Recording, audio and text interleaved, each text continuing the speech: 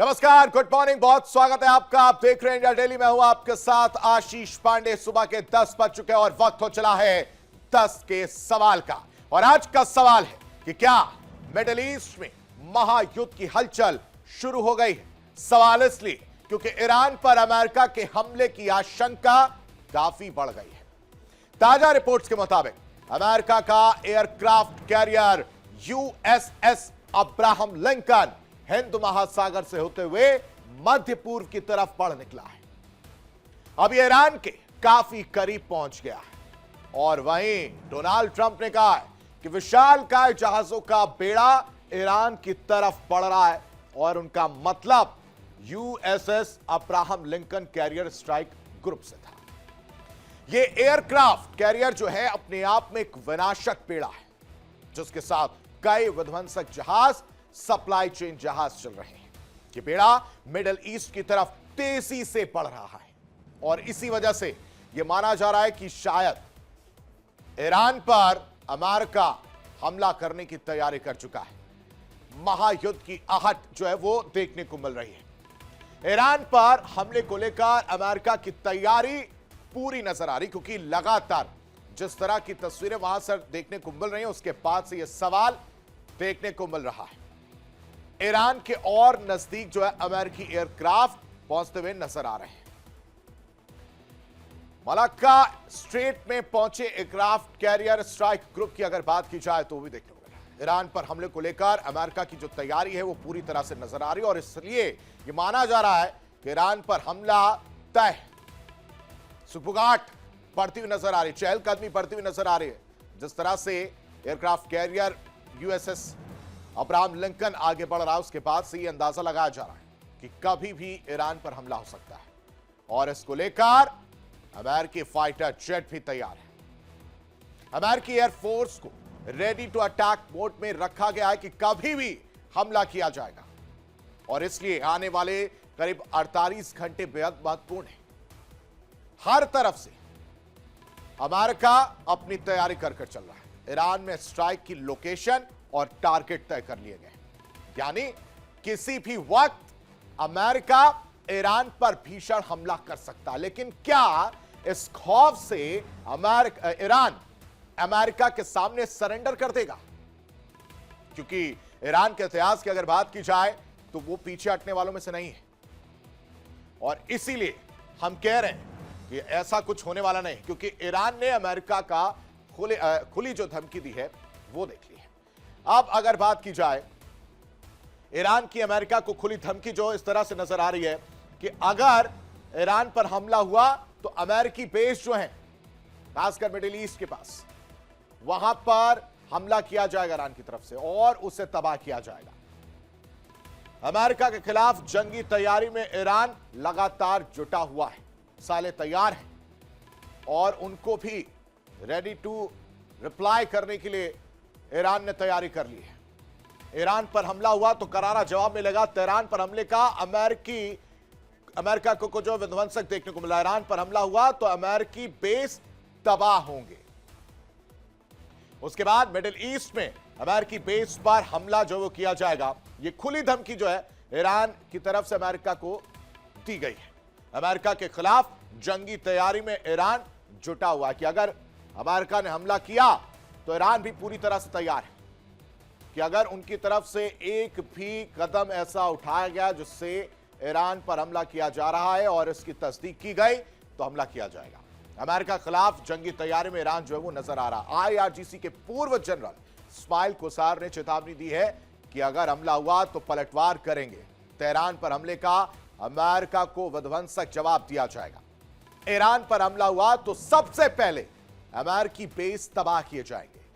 और आपको बताएं कि मिडिल ईस्ट में अमेरिकी बेस हैं और इसलिए सबसे ज्यादा आसान और उस पर हमला जो किया जा सकता है वो ईरान की तरफ से किया जा सकता है। तो तैयारी दोनों तरफ से है।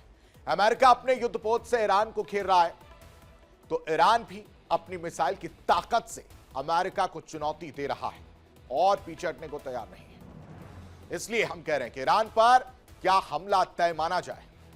कर्नल तेजेंद्र पाल त्यागी रिटायर्ड रक्षा विशेषज्ञ हमारे साथ जुड़े, बहुत स्वागत है सर आपका।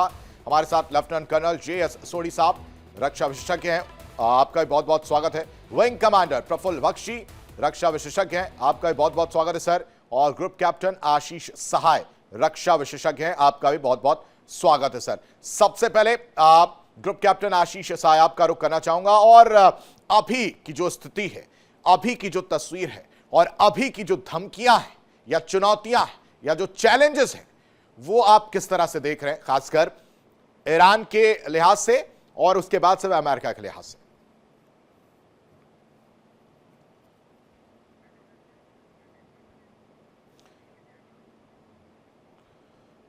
आशीष जी, शायद आपकी आवाज नहीं आ पा रहे, पर म्यूट करिएगा। हमारे साथ टीपी त्यागी भी जुड़े हैं, उनका रुख कर लेते हैं। तेजेंद्र पाल जी, सेमी क्वेश्चन आपके लिए भी है कि जो तस्वीर हम देखने को मिल रही है, एक तरफ यूएसएस अब्राहम लिंकन बढ़ता हुआ नजर आ रहा है, ऐसे में घबराहट तो बढ़ती हुई नजर आनी चाहिए ना ईरान के लिए भी, लेकिन ईरान भी पीछे हटने को तैयार नहीं है। चैलेंज तो दिया ही जा रहा है ईरान की तरफ से भी कि अगर आप लोगों ने कार्रवाई की तो करारा जवाब दिया जाएगा।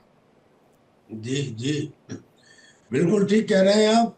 Carrier strike group Abraham Lincoln gulf of Oman में पहुंच चुका है। जो गल्फ ऑफ ओमान वो है जो स्ट्रेट ऑफ हॉर्मुज के एक तरफ फारस की खाड़ी है, एक तरफ गल्फ ऑफ ओमान है। और जो स्ट्रेट ऑफ हॉर्मुज है, ये वो जगह है जो ईरान के इन्फ्लुएंस में है, और वो वहां पे धमकी दे रहा है कि मैं माइंस बिछा दूंगा, और माइंस बिछा देगा तो फिर वहां से दुनिया भर के देशों को जो व्यापार होता है वो रुक जाएगा। ये खतरा है।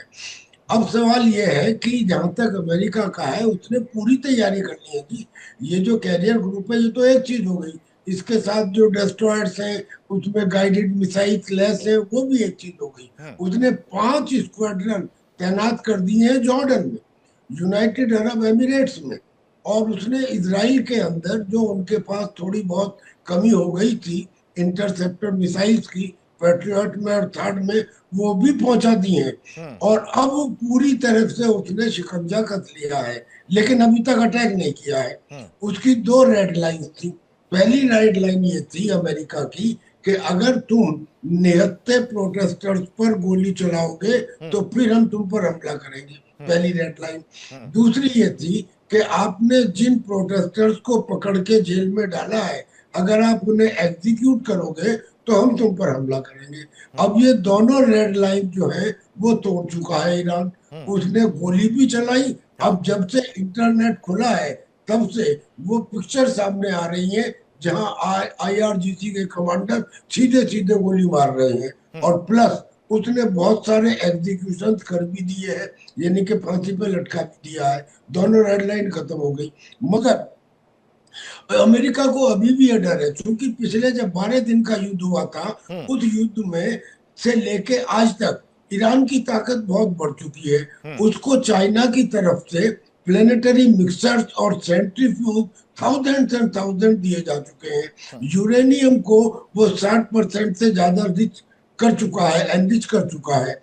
और अब जो बहुत सारे भूकंप छोटे छोटे नजर आए, ऐसा भी प्रतीत होता है कि उसने छोटे बड़े टैक्टिकल न्यूक्लियर बम या तो बना लिए हैं या तुरंत बनाने के लिए तैयार है, जो उसने खुद कहा है कि मैं 24 घंटे में एटम बम बना लूंगा। एक ऐसी मिसाइल भी बना ली है जिसका रेंज 10,000 किलोमीटर है, जिसके रेंज में अलास्का भी आता है और पेंटागन हेडक्वार्टर भी आता है। ये स्थिति ईरान की है, और ईरान ने कह दिया है कि आप अगर हमारे ऊपर हमला करेंगे। ठीक है सर, माफी के साथ आपको बीच में रोक रहा हूं, जरा कुछ और जानकारी मैं अपने दर्शकों को स्पीच दे दूं कि ईरान पर हमले की जो स्टोरी है वो क्यों देखने को मिल रही है और क्यों ऐसा कहा जा रहा है कि कभी भी अमेरिका ईरान पर हमला कर सकता है, उसको निशाना बना सकता है। क्योंकि पिछले कुछ समय से कुछ चीजों को नोटिस किया गया है कि जब जब ये जो हिस्ट्री है, जो इतिहास है, वो जब नोटिस करेंगे तो कुछ चीजें निकलकर सामने है कि जब जब ईरान पर हमला की बात हो या अमेरिका के द्वारा किसी दूसरे देश पर बात की जाए, चाहे वेनेजुएला की अगर बात की जाए, उस दौरान भी कुछ तस्वीरें देखने को मिली थी जिसमें पेंटागन के पास मौजूद अगर पिज्जा शॉप की बात की जाए तो वहां पर बिक्री जो बढ़ती हुई नजर आती है। देर रात जरूरत से ज्यादा पिज्जा के ऑर्डर जो हैं वो मिलते हुए नजर आए, और इस वजह से कहा जा रहा है कि जब जब इस तरह की तस्वीर होती है तो ये देखने को मिलता है कि कभी भी हमला किया जा सकता है। पेंटागन में अफसरों की बैठकों का अनुमान है देर रात जो बैठक है वो चलती रहेगी। ईरान पर हमले की पिज्जा स्टोरी आप समझिए कि वहां पर जो अधिकारी वो बैठे रहते हैं और उसके बाद से वहीं पर सारी तैयारी की जाती है, एक के बाद एक जो रणनीति है वो बनाई जाती है और फिर पिज्जा ऑर्डर किया जाता है कि भाई साहब भूख तो लगेगी ही, और भूख लगने के बाद ये पिज्जा जो है उसकी बिक्री बढ़ती हुई नजर आ रही है। आसपास के इलाकों से, आसपास की दुकानों से ये पिज्जा मंगाया जा रहा है और ये जो बिक्री बढ़ रही है वो क्या कर रही है वो भी समझिए कि देर रात जरूरत से ज्यादा पिज्जा के जब ऑर्डर मिलते हैं तो अफसरों की बैठकों का अनुमान जो है पेंटागन में देखने को मिलता है। देर रात तक बैठकें जो है वो चल रही होती हैं और डिनर के लिए पिज्जा का ऑर्डर बढ़ता हुआ नजर आता है। जून में भी कुछ इसी तरह की तस्वीर देखने को मिली थी जब हमले से पहले पिज्जा का रिकॉर्ड ऑर्डर किया गया था।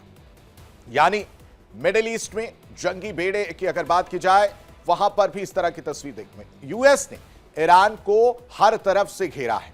अरब सागर में यूएसएस अब्राहम लिंकन, पश्चिमी एशिया में 3 और कैरियर की मूवमेंट देखने को मिल रही है। और अब्राहम लिंकन की अगर बात की जाए तो उस पर कम से कम 30 से ज्यादा जो जंगी जहाज वो तैनात किए जा सकते हैं। और वहीं पश्चिमी एशिया की अगर बात की जाए तो मिडिल ईस्ट में जंगी बेड़ा किस तरह से यूएस ने ईरान को घेरा वो आप इस ग्राफिक के जरिए समझिए कि अरब सागर में यूएसएस अब्राहम लिंकन, जिसका जिक्र हम लगातार कर रहे हैं कि वो धीरे धीरे बढ़ता हुआ नजर आ रहा, बिल्कुल करीब जो है वो पहुंचता हुआ नजर आ रहा है ईरान के। पश्चिमी एशिया में 3 और कैरियर की मूवमेंट जो है वो देखने को मिल रही है। यानी अमेरिका पूरी तरफ से तैयारी करके बैठा हुआ है और जो गतिविधियां बढ़ती हुई नजर आ रही हैं उसकी वजह से ये कहा जा रहा है कि कभी भी हमला किया जा सकता है। पश्चिमी एशिया की बात अगर बात की जाए, यूएस डेल्टा फोर्स जो है पश्चिमी एशिया में तैनात है जो कि कभी भी हमला कर सकती है। यूएस डेल्टा फोर्स, मजबूत फोर्स, वो हमला कर सकती हैं। जॉर्डन को इजराइल का रक्षा कवच बनाया गया है क्योंकि वहां से भी हमला जो है वो करने की तैयारी है। अगर ईरान पर हमला किया जाता है और ईरान ने साफ कहा कि अगर हम पे हमला होता है तो वो दूसरी तरफ इजराइल को भी नहीं छोड़ेगा। जॉर्डन बेस पर 15 से ज्यादा F-15 फाइटर जेट्स जो है वो तैनात किए गए हैं। यानी जॉर्डन से भी तैयारी है। ईरान की सीमा से जॉर्डन की दूरी करीब 900 किलोमीटर है और इसको बहुत कम वक्त लगता है वहां पर पहुंचने में, जिन फाइटर जेट्स के हम जिक्र कर रहे हैं। जॉर्डन में C-17 ट्रांसपोर्ट विमान भी पहुंचा हुआ है ताकि किसी तरह की परेशानी, किसी तरह की कमी सैन्य हथियारों में या किसी भी चीज को लेकर देखने को ना मिले, उसकी भी तैयारी पहले से की गई है। ट्रांसपोर्ट विमान पहुंचा हुआ है। अल उदैद बेस में 4 यूएस विमानों की मूवमेंट जो है वो देखने को मिल रही है। यानी हर जगह से अमेरिका तैयारी अपनी करता हुआ नजर आ रहा है। और पिछले कुछ दिनों की अगर बात की जाए, जिस तरह से ट्रंप ने चुप्पी साध रखी है, उसके बाद से ये सवाल जो है वो उठता हुआ नजर आ रहा है। रूस ने डिफेंस सिस्टम और मिसाइल लॉन्चर जो है वो पहुंचा है। तस्वीरें आप देख सकते हैं कि एक एक करके जो टैंक है वो पहुंचते हुए नजर आ रहे हैं। ये तस्वीरों के जरिए आप आंकड़े लगा सकते हैं। चीन ने डिफेंस सिस्टम अगर बात की जाए, चीन ने डिफेंस सिस्टम ईरानी ठिकानों पर, ईरान के सैन्य ठिकानों की सुरक्षा जो है वो बढ़ाई गई है। खामनेई के साथ पुतिन और जिनपिंग जो है वो नजर आ रहे हैं। यानी रशिया और चाइना जो है वो ईरान के साथ खड़ा है। किस तरह से खड़ा है वो इस ग्राफिक के जरिए समझिए। रूस ने डिफेंस सिस्टम और मिसाइल लॉन्चर पहुंचाए हुए हैं, जबकि चीन ने डिफेंस सिस्टम ईरानी ठिकानों पर तैनात कर दिए हैं ताकि जवाब जो है वो दिया जा सके। ईरान के सैन्य ठिकानों की सुरक्षा जो है वो और ज्यादा बढ़ाई गई है, पहले से ज्यादा और ज्यादा मजबूत की गई है। अलग अलग शहरों को लेकर तैयारी की जा रही है। रूस ने डिफेंस सिस्टम, मिसाइल लॉन्चर जो है वो पहुंचा दिए हैं ताकि जब भी उस तरह की कार्रवाई अमेरिका की तरफ से देखने को मिले तो ईरान भी उसका जवाब दे पाए। और ईरान इसीलिए और ज्यादा बढ़ चढ़कर बयानबाजी कर रहा है और पलटवार करता हुआ अमेरिका पर नजर आ रहा है। मुंहतोड़ जवाब देने की बात ईरान की तरफ से कही जा रही है। तो रूस किस तरह से मदद कर रहा है वो आप देख सकते हैं। चीन ने डिफेंस सिस्टम ईरानी ठिकानों पर तैनात कर दिए। ईरान के सैन्य ठिकानों की सुरक्षा जो है बढ़ाई गई है। अलग अलग शहरों में सुरक्षा के उपाय जो है वो देखने को मिले हैं। तो अमेरिका की बड़ी तैयारी जो है वो देखने को मिल रही है। अब एक बार फिर से चर्चा का रुख करते हैं। हमारे साथ कर्नल तेजिंदर पाल त्यागी जी बने हुए हैं, वो अपनी बात कह रहे थे, लेकिन जीएस सोडी साहब आपका रुख करते हैं।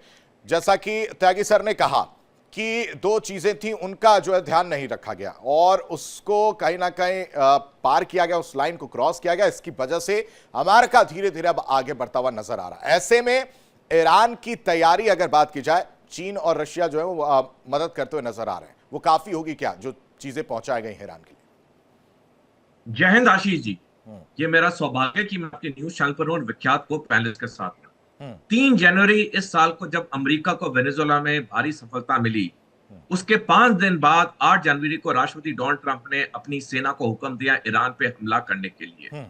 13 जनवरी सुबेरे व्हाइट हाउस के सिचुएशन रूम में जब राष्ट्रपति डोनाल्ड ट्रंप की फाइनल ब्रीफिंग हो रही थी, तो अमेरिका की जितनी खुफिया एजेंसीज थी, सबके अध्यक्ष ने डोनाल्ड ट्रंप को बताया कि ईरान पे हमला नहीं करना चाहिए, क्योंकि ईरान वेनेजुएला जैसी आसान निशाना नहीं होगा और उसमें कई अमेरिकी सैनिक की मौत भी हो सकती है। और उसी दिन कई खाड़ी देशों ने अमेरिका को संदेश भेजाया कि वो इस युद्ध में अपने जमीन या एयर स्पेस को इस्तेमाल नहीं करने देंगे। जो डोनाल्ड ट्रंप ने सोचा था कि 13 जनवरी रात को ईरान पे हमला होगा, उस हमले को स्थगित कर दिया गया।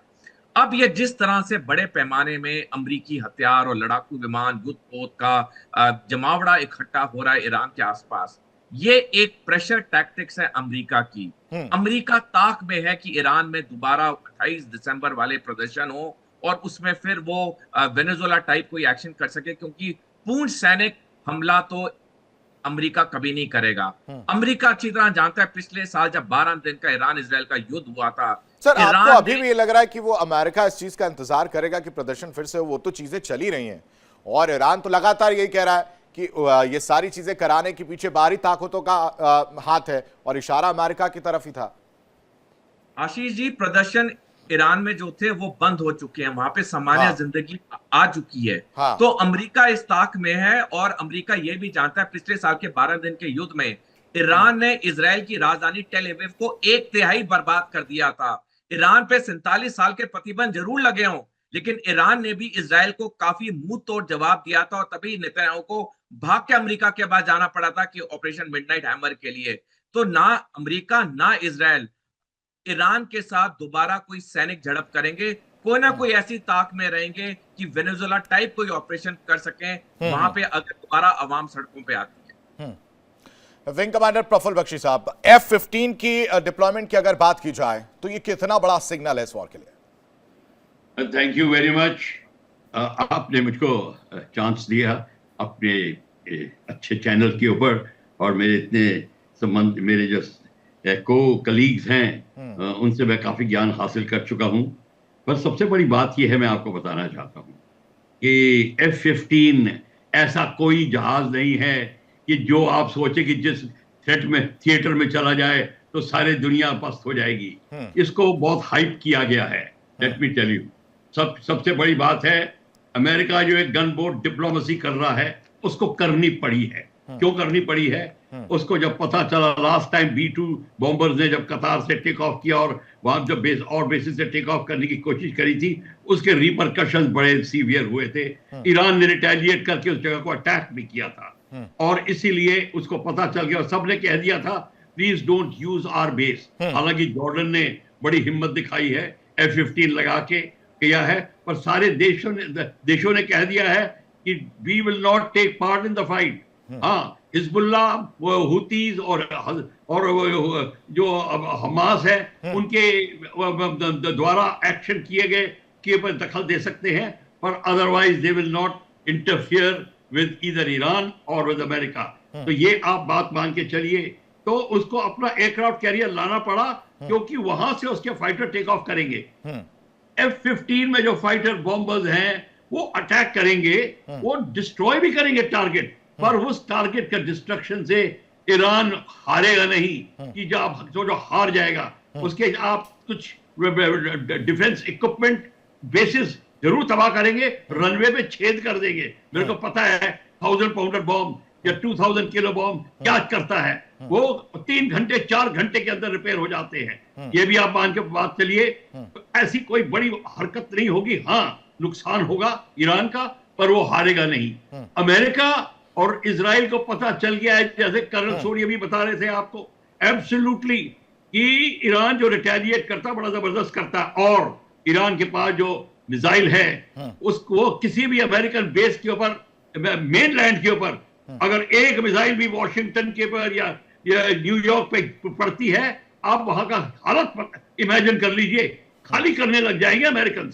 उनको आदत नहीं है उनके लैंड पे लड़ाई हो। वो बड़े उनकी आदत पड़ी हुई है। तो हम दूसरी country में यानी इसको हम इस तरह से देख सकते हैं क्या ग्रुप कैप्टन आशीष रसाय सर कि ये जो स्ट्रेटेजिक वॉर प्लानिंग है इसको इस तरह से देखें या फिर एक प्रेशर प्लानिंग की तरफ से देखें, या प्रेशर जो है वो क्रिएट किया जा रहा है? आशीष, ये पोस्चरिंग है।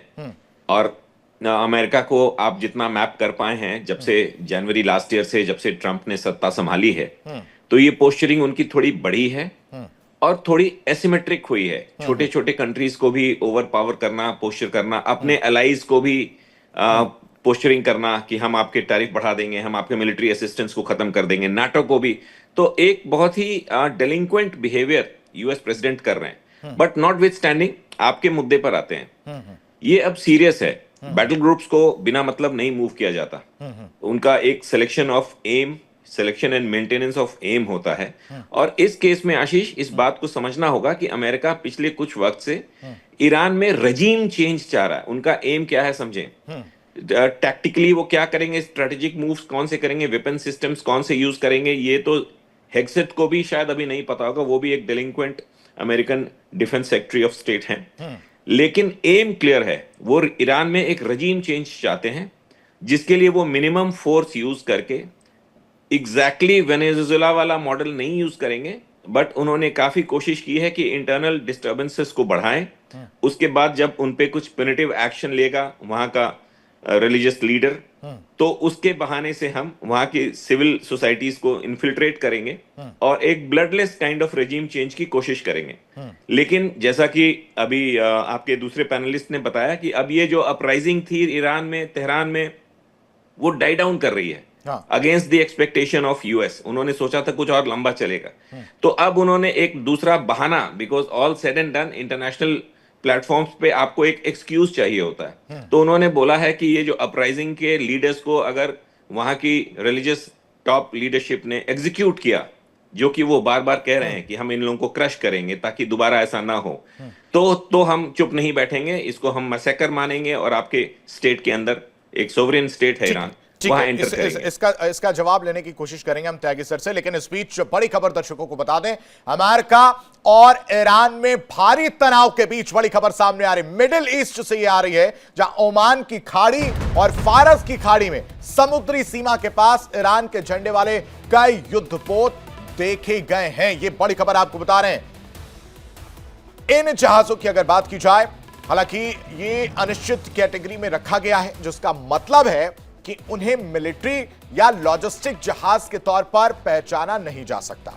रिपोर्ट के मुताबिक जहाज अबू बकर 83 को ईरान के कूहे मुबारक और यूएई के खोर फक्कन एंकरेज के बीच देखा गया है। वहीं एक और जहाज मोहम्मदी 599 को मस्कट के पास ओमान की खाड़ी में ट्रैक किया गया। देखिए, ये तस्वीरें जो हम आपको दिखा रहे हैं इस वक्त, उसी की तस्वीरें हैं। दो और ईरानी अज्ञात जहाजों को भी यूएई के पानी के पास फारस की खाड़ी में ट्रैक किया गया है। इन दोनों जहाजों के भी युद्धपोत होने की संभावना है।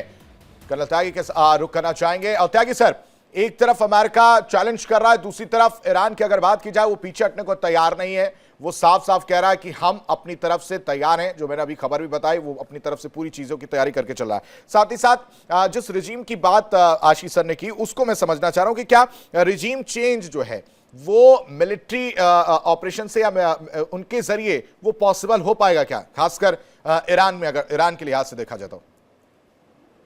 देखिए, रिजीम चेंज में कुछ ना कुछ तो एक्सटर्नल फोर्स लगाना होगा।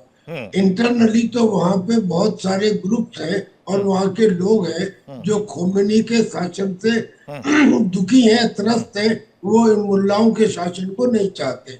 लेकिन वहां एक ग्रुप है जिसमें करीब 10% माइनॉरिटी सुन्नी है और 2% बलोच है, और उस ग्रुप का नाम है जैश अल अदल।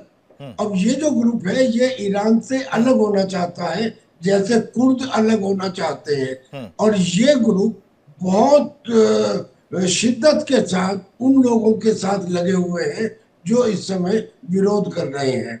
एक जरा सी बात यह है कि अभी कहीं से जिक्र आया कि वहां पे अभी शांति हो गई है, ऐसा नहीं है। शांति हो गई है जैसे ही उन्होंने अपना इंटरनेट खोला इंटरनेट खोलने की वजह से वहां से वीडियो आने लगे, और जो वीडियो अब तक रुके हुए थे या स्टारलिंक के एंटीना की वजह से आ रहे थे, अब उन वीडियो से ये पता लग रहा है कि वहां के IRGC के कमांडर उनको सीधे सीधे गोली मार रहे हैं। पर ये कितना भी कर ले, केवल इसकी वजह से रेजिम चेंज नहीं होगा, क्योंकि उनकी जो IRGC है उसमें 6 ग्रुप है और उसमें एक ग्रुप वासिद ग्रुप है, और जो वासिद ग्रुप है वो अनआर्म्ड है, उसको अनयूनिफॉर्म्ड है, उसकी कोई वर्दी नहीं है, कोई दुकान का पे काम करने वाला वो उसका मेंबर है, यानी कि वो घुले मिले हैं और बहुत ही ज्यादा क्रूर है। तो इसका मतलब ये कि कितनी भी कोशिश कर ले, ईरान में खोमेनी अपनी क्रूरता की वजह से उस प्रदर्शन को दबा देगा। मींस एक्सटर्नल फोर्स थोड़ा बहुत किसी ना किसी फॉर्म में जरूरी है। अब अगर अमेरिका अटैक नहीं करता है तो अमेरिका से पूरी दुनिया ये पूछेगी कि आपने ये कहा था कि ईरान के देशभक्तों आगे बढ़ो, लड़ो, सरकारी संस्थानों के ऊपर कब्जा करो। मदद आ रही है, मदद आ रही है, कहाँ गई? इतने लोग मरवा दिए, एग्जीक्यूशन शुरू हो गए और गोलियां चलनी बंद नहीं हुई और मदद अब तक नहीं आई, यानी कि अब ये मजबूरी हो गई है एज इट इज। अमेरिका के प्रेसिडेंट की जो प्रेस्टेज और रिलायबिलिटी है वो कम हो रही है दुनिया में। लोग अपने टैरिफ की वजह से, पैसे की वजह से बोले या ना बोले, पर असलियत ये है कि आज कोई अमेरिका के इस प्रेसिडेंट के साथ दिल से खड़ा हुआ नहीं है। तो अब ये जब बात आएगी कि तुमने तो कहा था कि मदद आ रही है और मदद आई नहीं और अब तो कुछ हुआ नहीं, सोडी साहब ने बिल्कुल सही बात कही थी। 13 जनवरी को ये अटैक करने वाले थे, वो तो इनको डर लगा और ये तो इन्होंने थोड़ा सा जरा पोलाइटली और डिप्लोमेटिक वे में कहा। असलियत ये है कि उनको ये खबर दी गई कि अरे साहब वो जो कह रहे थे ना कि 24 घंटे में बम बना लेंगे, उन्होंने बना लिया है, तब उनको डर लगा। ठीक है, कैप्टन आशीष कुछ कहना चाह रहे हैं सर? इसके बिहाइंड द कैमराज एक्टिविटीज को भी मैप करें आशीष। एग्जाइल लीडर ऑफ ईरान को पिछले कुछ हफ्तों से आपने देखा होगा, उनके कुछ प्रेस स्टेटमेंट्स आ रहे हैं। He is also issuing concerns कि ईरान में जो हो रहा है ठीक नहीं हो रहा है। तो ये चक्रव्यूह भेदने की बात नहीं होती, चक्रव्यूह को भेद के और वहां से वापस निकलना। कोई भी बड़ा नेशन इस तरह के एक्शंस करता है जिसको आप वॉर नहीं बोलेंगे, स्पेशल ऑपरेशंस, तो you expect the complete loop to be connected, कि वहां पे रजीम चेंज होगा। उसमें हो सकता है, जैसा कि अभी लग रहा है, कि हेड ऑफ स्टेट जो कि खमैनी हैं उनको रिप्लेस करने की कोशिश की जाएगी। हेड ऑफ गवर्नमेंट जो वहां के प्रेसिडेंट हैं, शायद उनको आफ्टर खमैनी इज एलिमिनेटेड और रिमूव्ड और कैप्चर्ड, विच एवर वे, 3-4 तरीके होते हैं, उसके बाद हेड ऑफ गवर्नमेंट को मेंटेन करेंगे, क्योंकि सिविल वॉर की सिचुएशन अराइज होगी और उसके बाद क्योटिक हो जाएगा, फिर अमेरिका को फेस सेविंग नहीं मिलेगी। तो इसीलिए उन्होंने बिहाइंड द कैमराज बाहर भी कुछ ऐसी एजेंसी से बातें करी हैं। ऐसा प्रतीत होता है कि रिप्लेसमेंट ऑफ खमैनी पॉसिबल है, एग्जाइल लीडर को वापस लाया जाएगा आफ्टर खमैनी इज सेटल्ड। ये मेरी थिंकिंग है। लेकिन इसमें क्रिटिकल टर्न्स तब आएंगे जब north Korea, China and Russia axis active हो जाएगा, बिकॉज इनकी भी अपनी डीलिंग्स है ईरान के साथ, इनका भी फ्यूल इंटरेस्ट है ईरान के साथ, और इसमें जॉर्डन क्या रोल प्ले करेगा, बिकॉज ईरान इमीडिएटली इस पूरे मुद्दे को टर्न देगा इजराइल पे अटैक करके, ऐसी समझ है। विंग कमांडर प्रफुल्ल बख्शी जी का मैं रुख करना चाहूंगा। सर, अगर हवाई हमले होते हैं, जो कि होंगे ही, जिस तरह की तस्वीर देखने को मिल रही है, ऐसा आप लोग भी कह रहे हैं, तो ऐसे में ईरान किस तरह से उसको रिटेलिएट कर पाएगा? क्या ईरान इतना मजबूत है इस वक्त कि उसका जवाब दे पाएगा, या सिर्फ जो मुंह से बोला जा रहा है, चाहे वो अमेरिका हो, वो भी यही कह रहा है कि हम हमला करेंगे, और ईरान की अगर बात की जाए वो भी यही कह रहे हैं कि हम मुंहतोड़ जवाब देंगे? Thank you very much. सबसे बड़ी बात यह है कि जब इजराइल और ईरान की लड़ाई हुई थी 4 महीने पहले, एरियल वॉरफेयर, सबसे बड़ी चीज जो सामने आई थी वो थी सिविल डिफेंस।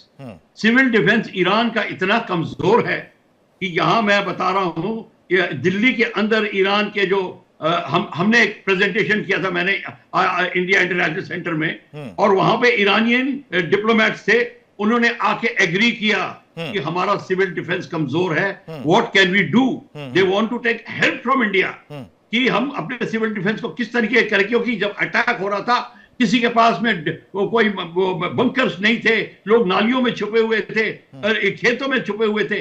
ये जो प्रॉब्लम आ रही है, ये प्रॉब्लम को अमेरिका पहचान गया है और अमेरिका कहता है कि अगर मैं छोटे से भी अटैक करूंगा, उस समय उनकी हिम्मत इतनी पस्त हो जाएगी पब्लिक की कि प्रेशर आएगा गवर्नमेंट को, और इसके ऊपर भी वो डिपेंड कर रहे हैं। पर by the way let me tell you, Israel को भी बड़ी प्रॉब्लम आई थी, उसका सिविल डिफेंस चाहे ईरान से बेटर है पर उस स्टैंडर्ड का नहीं था जो कि होना चाहिए।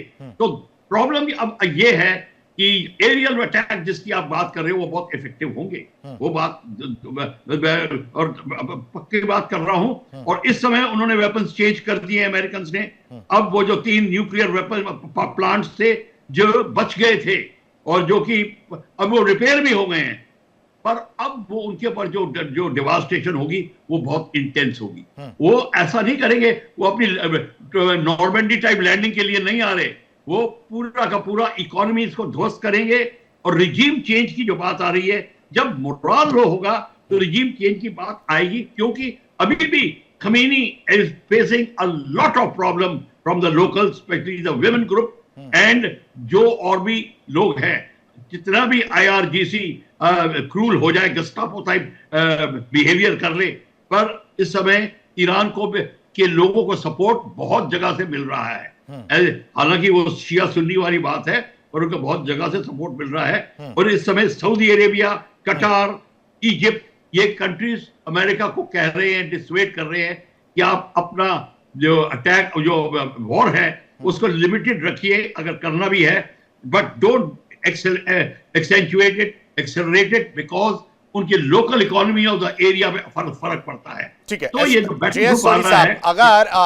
अगर हमला हुआ तो जो बेस है मिडिल ईस्ट के अमेरिका के, उन पर सबसे पहले कार्रवाई की जाएगी। तो वो सबसे नजदीकी बेस की अगर बात की जाए वो कौन सा रहेगा? साथ ही साथ ये जो पलटवार किया जाएगा वहां से शुरुआत की जाएगी, तो क्या उससे अमेरिका को नुकसान पहुंचेगा सबसे ज्यादा? आशीष जी, मिडिल ईस्ट में अमेरिका के 9 सैनिक बेस हैं, जिसमें 40,000 के करीब सैनिक तैनात हैं। और जो सबसे नजदीक का अमेरिका का सैनिक बेस है ईरान से, वो है कतर में अल उदैद बेस, जहां पे पिछले साल ईरान ने एक हमला भी किया था, जिसकी पहले वार्निंग अमेरिका को दे दी थी। जैसे अमेरिका ने मिडनाइट हैमर की दी थी, तभी दोनों देशों में ना कोई नागरिक मरा, ना कोई ज्यादा नुकसान हुआ। अब बात है कि अगर डोनाल्ड ट्रंप यहाँ पे सैनिक हमला करने की कोशिश करते हैं, उन्हें एक चीज की जरूर ज्ञान है कि अगर कोई अमेरिकी सैनिक मरा तो अमेरिका में उनके लिए दिक्कत पैदा हो जाएगी। आज की तारीख में डोनाल्ड ट्रंप की अप्रूवल रेटिंग सबसे कम है, सिर्फ 42% है। और वेनेजुएला में के खिलाफ ज्यादा प्रदर्शन अमेरिका में इसलिए नहीं हुए क्योंकि कोई अमेरिकी सैनिक नहीं मरा। लेकिन ईरान में अगर सैनिक हमला होगा तो अमेरिकी सैनिक तो मरेंगे ही मरेंगे, चाहे ये 9 जो सैनिक बेस है मिडिल ईस्ट में, या फिर जो इनकमिंग एग्रेशन होगा उस पे जो ईरान पलटवार करेगा। ईरान ने ऑलरेडी चेतावनी दे दी है कि जो 9 अमेरिका के सैनिक मिलिट्री बेस है मिडिल ईस्ट में, उन पे उनकी मिसाइलें तैयार हैं। यही चीज डोनाल्ड ट्रंप को रोक रही है, क्योंकि एक अमेरिकी सैनिक की मौत उनके लिए दिक्कत पैदा कर सकती है। हम सारे जानते हैं अमेरिका में हर एक सैनिक की, हर एक नागरिक की जान की बहुत कीमत है। वहां पे बवाल मच जाता है अगर कोई अननेसेसरी डेथ हो जाए। तो ये इन कारणों से और बाकी कारण जो हमने और कई पैनलिस्ट ने डिस्कस किए हैं, इतना आसान नहीं है ईरान पे हमला करना। अगर हम पिछले साल का भी टेम्पलेट लें, हालांकि इजराइल ने दबाव डाला अमेरिका पे, लेकिन डोनाल्ड ट्रंप ने पहले ईरान को सूचित किया हम इतने बजे हमारे लड़ाकू विमान आएंगे। तभी जो ये 3 न्यूक्लियर बेसिस को खाली करा दिया गया। ईरान का 408 केजी एनरिच्ड यूरेनियम पहले रूस भेज दिया गया, और जब वहां बम गिरे वहां एक मच्छर नहीं मरा। लेकिन उसके बाद भी तो अमेरिका नहीं रुक रहा ना आशीष साय सर। उनका ये जो रक्षा विशेषज्ञ आपके अभी बोल रहे थे, उन्होंने कहा कि वो अपना सोल्जर को लूज नहीं करना चाहेंगे इस तरह के स्पेशल ऑपरेशंस में। आप ध्यान रखें कि end of this year America में मिड टर्म्स हैं, बड़े क्रिटिकल होंगे। ट्रंप की अथॉरिटी को वापस एस्टैब्लिश करना है नहीं करना है, तो वो अमेरिकन सोल्जर्स को लूज नहीं करना चाहेंगे। मेरे हिसाब से ये एक स्पेशल ऑपरेशंस, एक सर्जिकल ऑपरेशन होगा जो कि टारगेटेड होगा। वो मिलिट्री को मूव इन, सेना को, थल सेना को मूव इन नहीं करेंगे। एरियल डोमिनेशन के साथ स्पेसिफिक टारगेट्स को हिट करेंगे, ताकि एक मैसेज जाए ईरानियन पीपल को कि अमेरिका उनके साथ खड़ा है, और उनकी अपराइजिंग फिर से शुरू करके किसी न किसी तरह से रजीम चेंज की कोशिश करेगा अमेरिका। थल सेना का आपने जिक्र किया है। मैं तेजिंदर पाल त्यागी सर का रुख करना चाहूंगा। सर देखिए, अब जो हमें समझना है कि ज्योग्राफिकल चीजों को अगर देखा जाए तो क्या जमीनी लड़ाई इतनी आसान रहने वाली नहीं है ईरान के साथ? बिल्कुल, बाकी सारे पैनलिस्ट भी कह रहे हैं और मैं भी उनके साथ हूँ। ये कि अमेरिका अपने सोल्जर्स को वहां पे ग्राउंड ऑपरेशन के लिए भेजेगा is unlikely. What can be done, जैसे उन्होंने कहा कि या तो कोई सर्जिकल ऑपरेशन हो और या एयर बम्बार्डमेंट हो। और एयर बम्बार्डमेंट अब उनके न्यूक्लियर ठिकानों पे नहीं बल्कि उनके उन ठिकानों पर हो जो मिसाइल बेस है। अब मिसाइल बेस में भी कुछ स्थिति ऐसी हो गई है कि अमेरिका ने एक ऐसा मिसाइल बेस बनाया है, स्ट्रेट ऑफ, अमेरिका नहीं, ईरान ने स्ट्रेट ऑफ हॉर्मुज के पास, कि वो मिसाइल बेस स्टोरेज के लिए नहीं है, वो एक्चुअली में एक एयरपोर्ट है जहां पे उन्होंने अपने एयरक्राफ्ट को ready to move in position में रखा है। उसका नाम है शायद ईगल 44। तो यानी कि ईरान तैयार है कि अगर हवाई हमला भी होता है तो हम पहले जिस तरह से टोटल एयर डोमिनेशन हो गया था अमेरिका का, इस बार नहीं होने देंगे। ईरान की इन सब तैयारियों को देखते हुए और ईरान की काउंटर कैपेबिलिटी को देखते हुए, क्योंकि उसकी नेवी अब स्ट्रांग हो चुकी है और उसकी टैक्टिक्स बड़ी अलग है। उसने अपने जहाज के ऊपर बहुत सारी स्पीड बोट रखी हैं और वो स्पीड बोट अटैकिंग बोट है और वो अपने जहाज से उनको एक साथ पानी में दे सकता है और वो एयरक्राफ्ट कैरियर के ऊपर अटैक करने के लिए उन्हें प्लान किया गया है। मैं एक बात और बताना चाहता हूँ, यमन में जो हुती हैं, आपको ध्यान हो, हुतियों ने अमेरिका के MQ-9 रीपर ड्रोन करीब 1 दर्जन से ज्यादा तबाह कर दिए थे।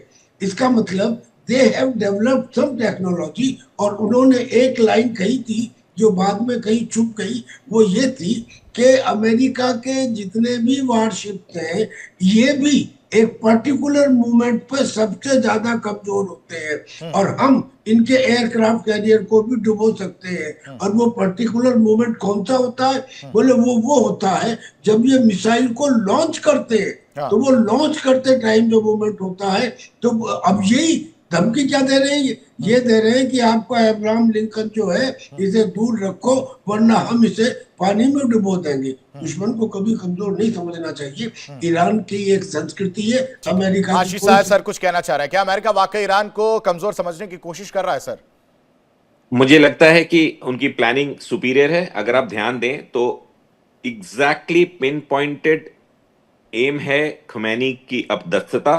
और आपने जैसा कि आपकी रिसर्च टीम ने बताया है, हेवी लोड कैरियर एयरक्राफ्ट को ईरान के अगल बगल के अड्डों पर जहां अमेरिकी अड्डे हैं वहां पे C-17 C-130 ग्लोब मास्टर्स को रखना, ये इंडिकेट करता है कि इनिशियल स्ट्राइक के बाद हो सकता है कि एक 100, 200, 300 की स्पेशल फोर्सेस तेहरान तक जाएं, क्योंकि वहां से पॉसिबल नहीं होगा खमैनी को या उनकी इंटरनल कोर टीम को हेलीकॉप्टर्स के जरिए वापस लाना, वो ज्यादा रिस्की हो जाएगा। तो इनिशियल पिकअप करेंगे स्पेशल ऑपरेशंस में लो फ्लाइंग एयरक्राफ्ट से और उसके बाद क्लोजेस्ट एयर बेस जिसको वो यूज कर पाएंगे वहां से उनको बाहर लाने की कोशिश कर सकते हैं। एक ऑप्शन ये है, क्योंकि सिर्फ एलिमिनेट करके छोड़ देने से एक बहुत ही फेस सेविंग चली जाती है अमेरिका की। तो ये काफी कॉम्प्लेक्स, और याद रखें कि हो सकता है कि वो अंडर वाटर सबमरीन से कुछ मिसाइल्स फायर करें जिसको आप नहीं देख पा रहे हैं। ये आप ओवर दी सरफेस जो मूवमेंट्स देख रहे हैं, ये एक डिकॉय होता है। जैसा कि उन्होंने तेहरान को हिट करते समय, उनके न्यूक्लियर एस्टैब्लिशमेंट्स को हिट करते समय भी अंडर वाटर लॉन्चेस किए थे और उसके बाद छोटा सवाल ले लेते हैं सर। नहीं, मैं ये कह रहा हूँ, दरअसल में ग्रुप कैप्टन साहब हर दफा बीच में एक नया सजेशन दे रहे हैं, ये भी हो सकता है, ये भी हो सकता है। भाई वो तो हम जानते हैं। अगर हमें ये पता होता कि क्या होना है तो हम एक ही चीज बोलते। तो बोले जा रहे ये भी हो सकता है, भाई मान लिया हो सकता है। लेकिन जो दूसरे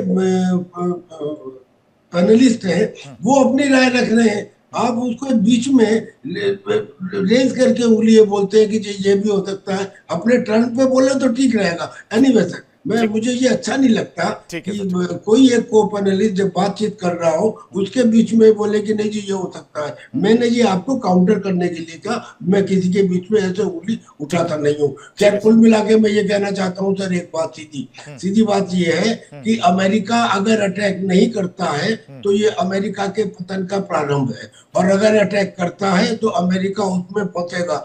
जो मीटियोरिक राइज होता है एक नेचुरल फिनोमिनन है, उसका फॉल भी मीटियोरिक होता है। डोनाल्ड ट्रंप ने जो सिचुएशन आज पूरे ग्लोब में पैदा कर दी है, भविष्यवाणी भी इसी तरह की है कि अप्रैल के महीने में you will see a downfall of this country and this president। ठीक है बख्शी साहब। सबसे बड़ी बात है, जैसे त्यागी साहब ने बोला है, मैं इस बात से टोटली सहमत हूं कि अपना ईरान का डाउनफॉल ऐसा आसान नहीं है जैसे कि अमेरिका ने प्लान किया था। बाय द वे, कौन सा ऐसा बड़ा मेजर डाउनफॉल अमेरिका ने कराया है? जो जोर लगाया था रशिया के लिए, ये तो पैदा किए थे तालिबान, उन्होंने ही तालिबान ने अमेरिका को निकाला। तो ये अपना limited economic gain, economic loss कराएगा अमेरिका ईरान के। रिजीम चेंज अब नहीं करा पाएगा क्योंकि अब सब सतर्क हो गए हैं। अब ये अपना फेस सेविंग के लिए लेके आया है, और ना ही वो अपनी आर्मी को छोड़ सकता है इन स्पेशल ऑपरेशंस, बिकॉज उनको रिट्रीवल बहुत डिफिकल्ट हो जाएगा। The spread of the Iranian ground forces is so severe कि वो जो पैराट्रूपर्स आएंगे या जो भी कमांडोज आएंगे वो रिट्रीट नहीं हो पाएंगे, और सारी की सारी Hormuz and round area has been mined. मैं बता रहा हूं आपको, चाहे आपकी न्यूज आए ना आए, Iran has already mined that area. So ये अब अमेरिका को रिट्रीवल यहां से इस सारी सिचुएशन से कैसे बाहर निकले वो सोचने की जरूरत पड़ रही है हमें, क्योंकि उसको अब डोनाल्ड ट्रंप को फेस सेविंग करनी है। और चाइना और America, Russia, they are already supplying total amount of weapons to all the militant groups, Iran, everything. तो even Israel is hesitating, even America is hesitating. It is not going to be a cake walk for them. ये उनको पता चल गया है। हमें अब देखना है कि डोनाल्ड ट्रंप इस सिचुएशन से बाहर कैसे निकलता है। एंड इंसिडेंटली, रिजीम चेंज, किसकी रिजीम चेंज की बात कर रहे हैं? डोनाल्ड ट्रंप की या खमीनी की? डोनाल्ड ट्रंप के लाले पड़े हुए हैं अपना जॉब के देश में। बिल्कुल ठीक कहा सर आपने। सोडी साहब आपका रुख लेते हैं। चाइना हो या रशिया हो, जिस तरह से वो मदद करते हुए नजर आ रहे हैं, और जैसा कि बख्शी सर ने भी कहा कि अब बीच का रास्ता सोचने की जरूरत है, वो कैसे निकलकर सामने आएगा सर? क्या ईरान सरेंडर कर देगा, ऐसा लगता है आपको? क्योंकि पिछली बार की अगर कुछ तस्वीरों को या इतिहास को देखा जाए, उस तरह की चीजों को तो मैं नहीं मान पा रहा हूं। आशीष जी, कुछ दशक पहले टेलर स्मिथ ने कहा था कि एक बाहुबली को रोकने का एक ही तरीका होता है, उस बाहुबली के आगे जाके खड़े हो जाओ। जिस तरह से ईरान खड़ा हुआ है अमेरिका के आगे, ये वाकई में दुनिया के लिए सबक और सीख है कि जिस देश पे 47 साल से आर्थिक प्रतिबंध लगे हों, उसने आज तक हार नहीं मारी है। जहां तक चीन की बात है, अगर ईरान में तख्ता पलट हो गया तो चीन ताइवान पे हमला अगले साल नहीं कर पाएगा। इसका कारण यह है कि चीन का 4% तेल वेनेजुएला से आता है और 12% तेल ईरान से आता है। वेनेजुएला तो निकल गया चीन के हाथ से, अगर ईरान भी गिर गया तो चीन के ताइवान के सपने पूरी तरह से खत्म हो जाएंगे। तो रूस और चीन इस वक्त ईरान को, जैसे प्रफुल्ल बख्शी सर ने सही बताया, पूरी तरह से समर्थन करें कि ईरान में तख्ता पलट नहीं होना चाहिए। ईरान को भी हमें हल्के में नहीं लेना चाहिए। जो भी ये वेस्टर्न मीडिया बोले, जो भी व्हाट्सएप यूनिवर्सिटी बोले, क्योंकि अधिकतर लोगों को इस्लामिक देशों से बड़ी आपत्ति होती है, लेकिन ईरान एक अलग देश है क्योंकि उसकी 5000 साल की पर्शियन सभ्यता है। हमें एक चीज नहीं भूलनी चाहिए, उनके लोगों को हराना इतना आसान नहीं। उन्होंने पिछले साल दिखा दिया कि इजराइल जैसी बड़ी शक्ति के खिलाफ भी वो डट के खड़े रहे। नुकसान हुआ ईरान का, लेकिन उन्होंने भी काफी क्षति पहुंचाई इजराइल को। तो ईरान पूरी तरह से खड़ा हुआ है। अमेरिका और इजराइल के लिए यह आसान नहीं होगा। बख्शी सर, आप गल्फ की हम बात कर रहे हैं, अगर मिडिल ईस्ट की हम बात कर रहे हैं, तो क्या ये हम समझें कि गल्फ एयरबेस जो है वो फ्रंट लाइन बनते हुए नजर आएंगे? देखिए, ऐसा है, अगर लड़ाई कैरी ऑन करी, एक होती है लड़ाई डिसीजन, वन साइडेड डिसीजन हो जाए, एक होता है स्टेलमेट और फिर स्टार्ट हो गई, फिर स्टेलमेट हो, फिर स्टार्ट हो गई, हॉट एरिया बन जाता है। वो होने के काफी अंदेशा है कि क्योंकि सारा का सारा जो इकोनॉमी है वो गल्फ स्टेट से निकल रही है। हॉर्मुज की ले लीजिए, कोई भी गल्फ ले लीजिए, राइट इनटू यूरोप जो है, वो हमारे इंडियन प्रोजेक्ट्स बने हुए हैं। हमें हमारा जो ट्रेड प्रोजेक्ट है वो वहां का डिपेंड कर रहा है। तो इकोनॉमी इतनी असर करेगी कि सबको असर पड़ेगा। सारी कंट्रीज ट्राई करेंगी कि ये टेंशन दूर हो। They will not accentuate the tension. Even America, Russia, India के लिहाज से अगर देखें सर, इंडिया का स्टैंड जो अभी आया चाहता है कि इस समय ईरान के साथ इंडिया के रिलेशन अच्छे हैं। मैं आपको बता रहा हूं, इंडिया नहीं चाह रहा कि वहां रजीम चेंज हो। India is against this. और ईरानी जो डिप्लोमेट्स वगैरह जो हिंदुस्तान में हैं, दे हैव बीन एश्योर्ड कि India is sympathetic to them. हाँ, इंडिया ने जरूर ये बोला है कि आप सिविल के ऊपर, उनकी लिबर्टीज के ऊपर उनका ध्यान रखिए, ह्यूमन राइट्स वगैरह की ऐसी बात ना होने दे ताकि सबको डिफिकल्टी हो। वो मैं मानता हूं, वो जरूर एग्जैजरेट की वो भी करेंगे, क्रूअल्टी थोड़ा दिखाएंगे, पर कोई फर्क नहीं पड़ेगा। India is standing, not fighting with Iran, but India is also carrying lot of trade and including defence. ये भी मैं अश्योर कर दूं, इंडिया ईरान के साथ कर रहा है। तो इस समय ईरान हमारे क्लोज है और अमेरिका को पता चल गया है व्हाट इज इंडिया स्टैंड। तभी तो ओवरऑल, बिल्कुल सही कहा सर आपने। ये ओवरऑल हम चीजों को समझ गए कि वॉर जो है वो देखने को मिल रही है, और इस वॉर में अमेरिका हमला करेगा या नहीं करेगा, ईरान किस तरह से रिटेलिएट करेगा, ईरान जवाब देगा या नहीं देगा। अब आते सर उस बात पर जो हम लोग इस पूरी चीजों को विश्लेषण अगर करेंगे, इसको समझेंगे डीप में जाकर, तो वो लड़ाई पावर की है सर। आशीष साय sir. Apologies colonel Tyagi for the interruption. हाँ Ashish, end of the day एक global control we are headed, हम बढ़ रहे हैं एक मल्टीपोलर वर्ल्ड की तरफ, जिसको अमेरिका अपने पिछले 1 वर्षों से कोशिश कर रहा है यूनिपोलर वर्ल्ड बनाने के लिए। एक उन्होंने वर्ड यूज किया था डावोस में 3 दिन पहले कि there is sometimes a requirement of a dictator. तो किन्हीं अपने इमेजिनेशंस के तहत President Trump of USA is wanting to be a dictator to the world. Apology from to Ashish Sahay from Ashish Pandey कि ये जो आपने मल्टीपोलर वाला कहा, उससे रिलेटेड एक सवाल है मेरे को, मैं चाहता हूं कि इसी में ही कंप्लीट कर लीजिएगा कि मल्टीपोलर वर्ल्ड का क्या ये मिलिट्री टेस्ट है? दोनों ही सवालों का जवाब दीजिएगा सर। आशीष, ये बहुत डायनेमिक है इस समय। इस पे फोरकास्ट करना कि अगले 6 महीने या जब तक अमेरिकन मिड टर्म नहीं हो जाते हैं, क्योंकि वहां भी इंटरनल अपराइजिंग सिविल स्टेट काफी डिस्टर्ब्ड है। Governor after governor federal chief के खिलाफ खड़ा हो रहा है। तो इस वक्त इसको फोरकास्ट करना कि क्या हम मल्टीपोलर हो जाएंगे, लेकिन अपरेंटली अभी तक जो दिख रहा है, NATO will definitely head for a split if not a total dissolution. आप देखें कि यूनाइटेड नेशंस के अंतर्गत अपने आप में रीबिल्डिंग की एक बॉडी है, लेकिन उसको डिनाई और डिफाई करते हुए ट्रंप साहब ने एक बोर्ड ऑफ पीस का अनाउंसमेंट कर दिया है कि हम गाजा स्ट्रिप को बनाएंगे। तो he is denying the authority of United Nations, he is denying the authority of NATO, he is wanting to become a one man person। और शुरू में कुछ महीने पहले तक नोबल पीस इंडिया पाकिस्तान के वॉर को हमने रुकवाया, और अब देखिए एक थर्ड कंट्री सोवरेन स्टेट में सिविल प्रॉब्लम को लेके आप अपनी मिलिट्री को यूज कर रहे हैं। तो he is not very steady with his thought process. इसी तरह टैरिफ्स पे भी उन्होंने जिस तरह की स्विंग्स लिए हैं, तो at this stage it is very difficult for the world पूरा बिहेवियर जो चेंज हो रहा है, आप बिहेवियर और जो थिंकिंग है, जो उनका थिंक प्रोसेस है, वो उस पर सवाल उठा रहे हैं। कर्नल तेजेंद्र पाल त्यागी सर, आपका रुख करना चाहेंगे, क्या कहेंगे इस मामले पर? और साथ ही साथ क्या ये चाइना रशिया एक्सिस को काउंटर करने की स्ट्रेटेजी है? सेकेंड वर्ल्ड वॉर में ब्रिटेन और फ्रांस ने वादा किया था बाकी यूरोपियन कंट्रीज को कि हम तुम्हें हिटलर से बचाएंगे। हिटलर ने बहुत सारी कंट्रीज बगैर लड़े ही ले ली, और वो दोनों असहाय विधवा की तरह से देखते रह गए। ये वाली इमेज क्या आज रशिया और चाइना के लिए लागू होती है? रशिया और चाइना दोनों ने वादा किया था वेनेजुला के बादलों से कि हम तुम्हारे साथ रहेंगे। अमेरिका ने एक्शन लिया, उनकी तरफ से कोई जवाब नहीं आया। क्या अब अगर ईरान के ऊपर होता है, और ये दोनों ईरान के न केवल सपोर्टर हैं बल्कि ईरान की तरफ से इनका ट्रेड भी है जो चाइना के लिए तो बहुत क्रिटिकल है, तो क्या ये चुप रहेंगे? और अगर ये चुप नहीं रहेंगे और एक दफा हो चुका तो इसका मतलब क्या हुआ कि they will certainly intervene, things must be going on.